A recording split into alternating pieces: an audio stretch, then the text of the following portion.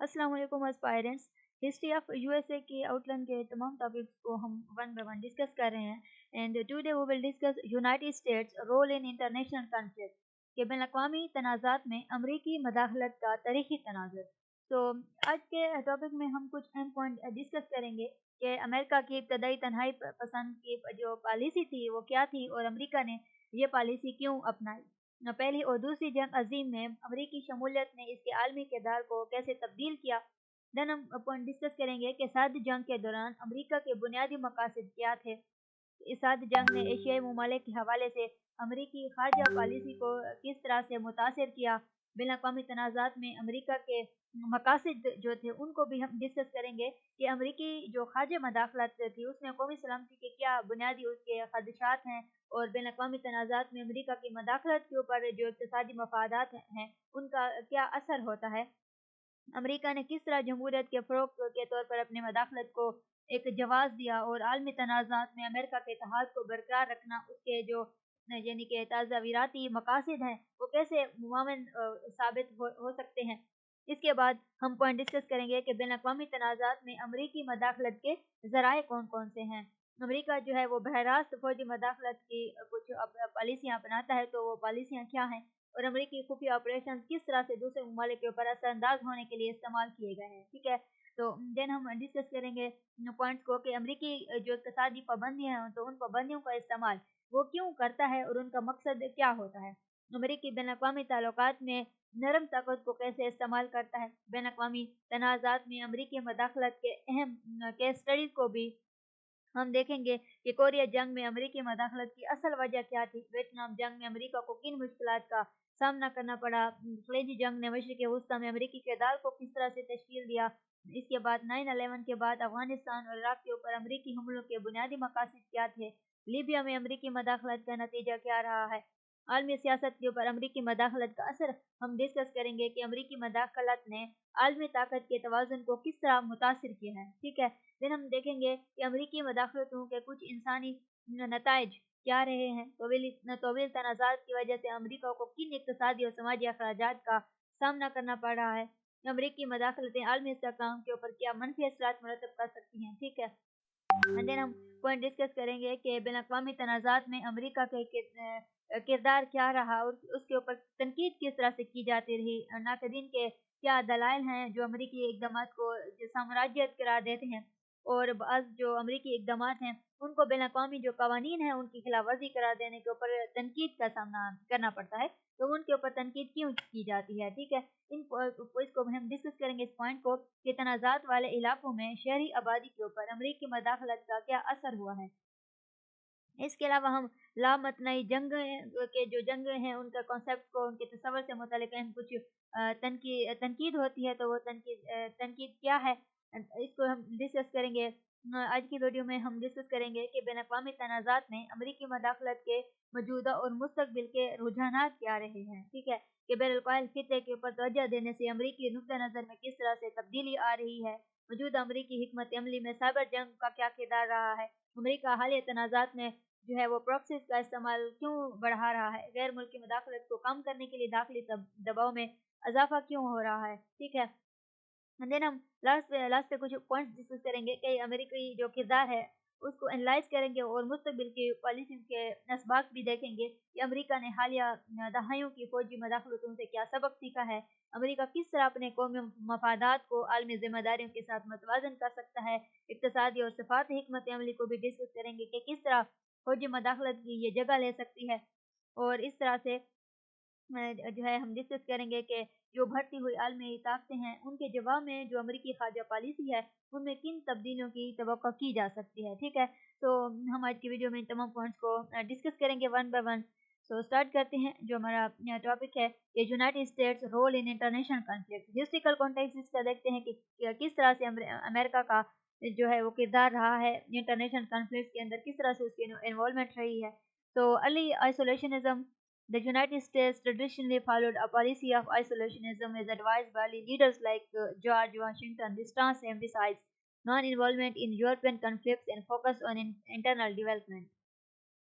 इब्तदाई जो तन्हाई पसंद पॉलिसी थी तो ये पहली जंग अजीम से पहले यानी تو امریکی تاریخ میں یہ شروع ہوئی سے یہ تنہائی پسندی کا رجحان تھا، ٹھیک ہے، جس کی حوصلہ افزائی جو ہے وہ ابتدائی رہنماؤں جیسے جارج واشنگٹن نے اس نے کی تھی۔ تو اس پالیسی کا مقصد جو تھا وہ یورپی تنازعات میں نہ پڑنا اور ملک کی ترقی کے اوپر توجہ مرکوز کرنا تھا، ٹھیک ہے۔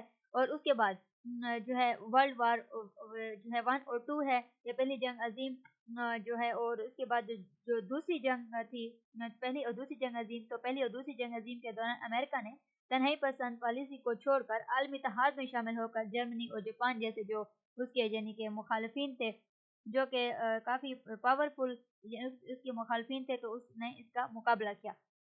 اور دوسری جنگ عظیم کے بعد امریکہ جو ہے وہ عالمی طاقت کے طور پر ابھرا اور بین الاقوامی سیاست اور سلامتی کو شکل دینے میں بھی وہ فعال ہو گیا۔ اس کے بعد سرد جنگ ہے 1947 to 1991 تک رہی۔ تو سرد جنگ کے دوران امریکہ نے کمیونزم کے پھیلاؤ کو روکنے کے لیے مختلف تنازعات میں جو ہے مختلف سرگرمیوں میں حصہ لیا۔ تو جس سے اس میں ہے کوریا کی جنگ ہے، ویتنام کی جنگ ہے، اور اس کے علاوہ کئی پراکسی جنگیں بھی اس کے اندر شامل ہیں، ٹھیک ہے۔ دین ہم دیکھتے ہیں strategic objectives of the United States in international conflict, کہ بین الاقوامی تنازعات میں امریکہ کے کیا تعزیراتی مقاصد رہے ہیں، کیا اس کے اسٹریٹجک آبجیکٹیوز ہیں۔ تو نیشنل سیکیورٹی اس کا مقصد ہے قومی سلامتی کو یقینی بنانا۔ امریکی سرزمین جو ہے وہ شہریوں اور عالمی مفادات کا تحفظ ہمیشہ ایک مقصد اس کا رہا ہے، اور اس میں جو دہشت گردی ہے، تباہ کن ہتھیار ہیں یا پھر جارح ریاستیں ہیں، تو اس طرح کے ممکنہ خطرات کا اس کے اندر مقابلہ بھی شامل ہے۔ اور اس کے بعد امریکہ کا اکانومک انٹرسٹ رہا ہے کہ وہ اپنے کس طرح سے اقتصادی مفادات کا تحفظ کرے۔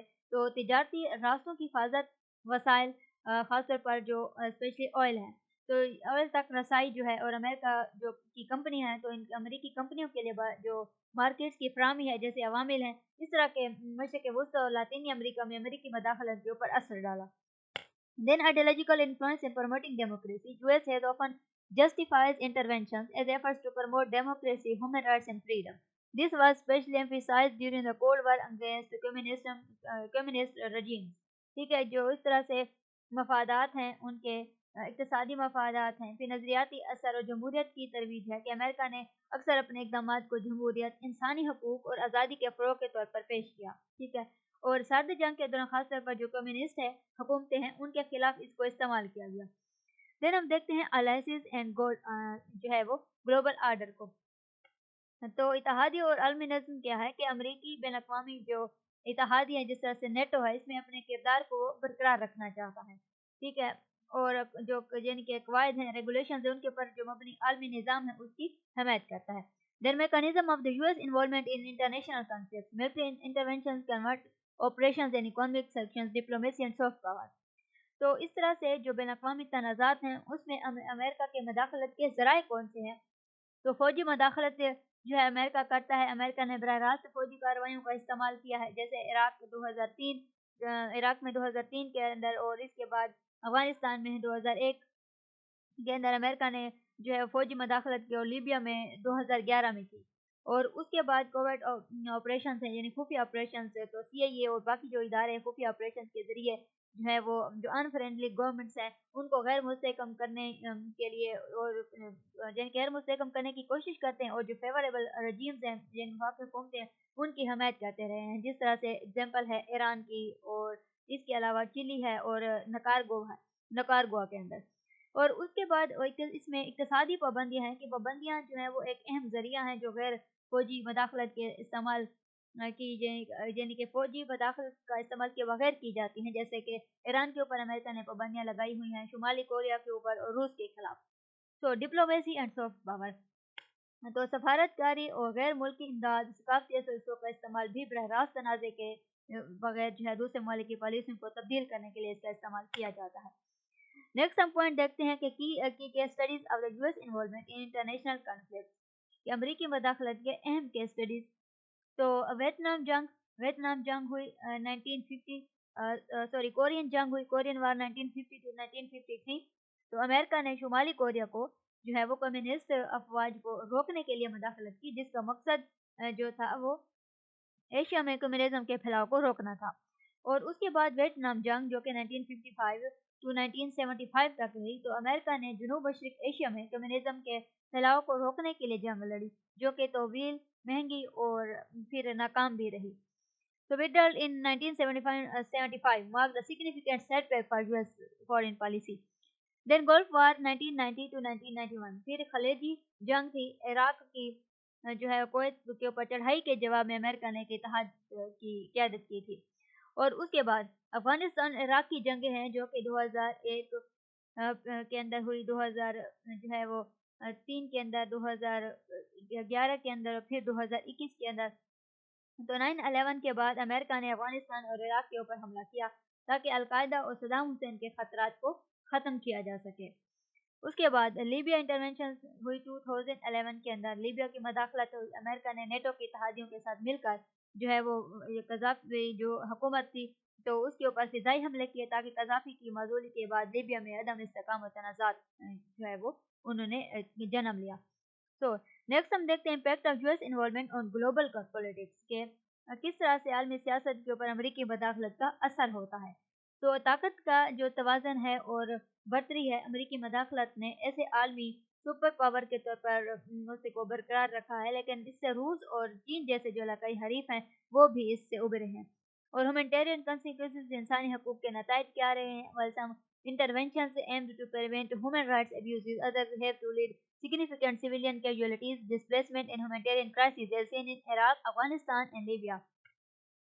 तो जो इंसानी हकूक़ के नताइज हैं कि कुछ मदाखलत इंसानी हकूक़ की खिलाफवर्जियों को रोकने के लिए की गई, मगर कई मदाखलतों के नतीजे में बड़ी तादाद में शहरी हलाकतें हुई और इंसानी बहरान भी पैदा हुए.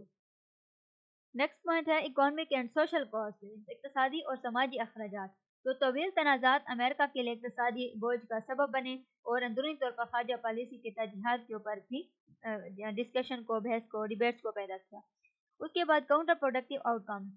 तो अमेरिकी मदाखलत ने जो है बाज़ औक़ात अमेरिका मुखालिफ जज्बात, इंतहा पसंदी और जो अदम इस्तेकाम है इसको बढ़ाया. तो जिस तरह के इराक में ISI के उभरने के बाद ये हुआ था. उसके बाद criticism of the US role in international conflict. दोनों आबादियाती और इसमें जो सेल्फ इंटरेस्ट है, बैन अक़वामी तनाज़ात में अमेरिका के किरदार के ऊपर तनकीद की जाती है. ये नाक़दीन जो है वो कहते हैं कि अमेरिका अक्सर अपने मफादात के तहत काम करता है, जैसे कि डेमोक्रेसी है और ह्यूमन राइट्स हैं. तो इस तरह के जो यानी कि जमात है जिनके इनको ह्यूमन राइट्स के फ़रोग़ के पर्दे में वो इसको छुपाता है. और उसके बाद unilateral actions and undermining international law.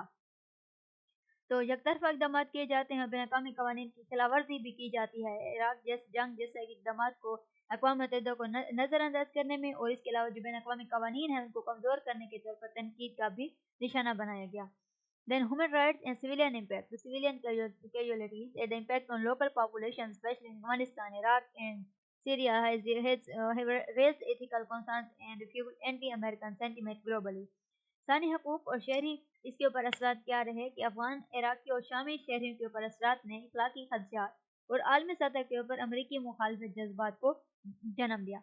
Then for ever was. फिर अलामत नई जंगें क्या हैं कि अफ़गानिस्तान, इराक़ और शाम में जो अमरीकी यानी मौजूदगी है उसने तवील फ़ौजी कब्ज़े के अखराजात और इख़लाक़ियात के ऊपर बहस को जन्म दिया. तो नेक्स्ट हम पॉइंट देखते हैं current and future trends in US involvement in conflict. अमरीकी मदाखलत में मौजूदा और मुस्तक़बिल के रुझानात को. तो अमेरिका जो है वो चीन की उभरती हुई ताकत के ऊपर तवज्जो मरकूज़ कर रहा है, जिसकी वजह से बहरुल खित्ते में मज़ीद सफ़ारती और फ़ौजी इक़दामात मुतवक्किल हैं. उसके बाद साइबर और इकोनॉमिक वारफेयर. तो इसमें जो साइबर और इक़्तिसादी जंग है कि रवायती फ़ौजी तनाज़ात के अलावा अमरीकी इक़्तिसादी और साइबर जंगें भी इसके अंदर शामिल हैं. Use of the proxies and limited engagement. तो हालिया जो रुझानात हैं इसमें इत्तेहादी जो अफ़वाज हैं उनकी हमायत और बहरास्त फ़ौजी क़ुव्वत के बजाय मकामी प्रॉक्सीज़ के ऊपर इन्हिसार शामिल है. Withdrawal and isolation is pressure. तो उसके बाद गैर मुल्की मदाखलत को कम करने के लिए दाखिली दबाव जो है वो बढ़ रहा है. तो अमेरिकी किरदार को हम देखते हैं इसका evolutions and lessons for future policies. So United States involvement in international conflicts is complex and often driven by myths of the strategic interest, ideological motivations and global stability concerns. So जो यानी कि America का बैनुल-अक़वामी तनाज़ात में किरदार है वो बहुत ही complex रहा है और अक्सर मुख्तलिफ मफादात, नज़रियाती जो मुहरकात हैं और आलमी इस्तेहकाम है इसके खदशात से ये मुतासिर होता है.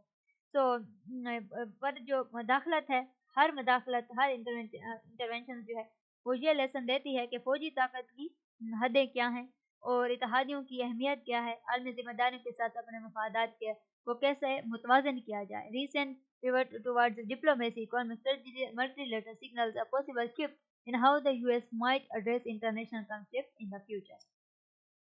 ठीक है, सो हम जो है समराइज करते हैं कि आज के टॉपिक में हमने क्या कौन से अहम पॉइंट्स को डिस्कस किया है कि बैन अवी तनाज़ात में अमरीकी मदाखलत का तारीखी तनाज़ुर हमने डिस्कस किया कि अमरीका की इब्तदाई तनहाई पसंद की जो है पॉलिसी क्या थी और अमरीका ने ये पॉलिसी क्यों अपनाई थी। तो हम मुख्तसरन ये कह सकते हैं कि इब्तदाई अमरीकी रहनुमाओं ने यूरोपीय तनाज़ात से दूर रहने के लिए और अंदरूनी तरक्की के ऊपर तवज्जो देने की उन्होंने पॉलिसी अपनाई थी।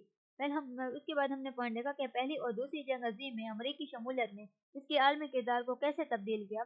तो इन जंगों में शिरकत के बाद अमरीका एक आलमी ताकत बन गया और आलमी सियासत में सरगर्म किरदार भी अदा करने लगा। ठीक है, उसके बाद सादी जंग के दौरान अमेरिका के बुनियादी मकासद क्या थे। सादी जंग में अमेरिका का मकसद कम्युनिज्म को रोकना और सोवियत यूनियन के इन्फ्लुएंस को कम करना था। ठीक है, उसके बाद हमने पॉइंट डिस्कस किया कि सादी जंग ने एशियाई ममालिक के हवाले से अमरीकी खारजा पॉलिसी को किस तरह मुतासर किया। तो अमरीका ने एशियाई ममालिक में कम्युनिज्म के फैलाव को रोकने के लिए फौजी और मुआशी मदद फराहम की।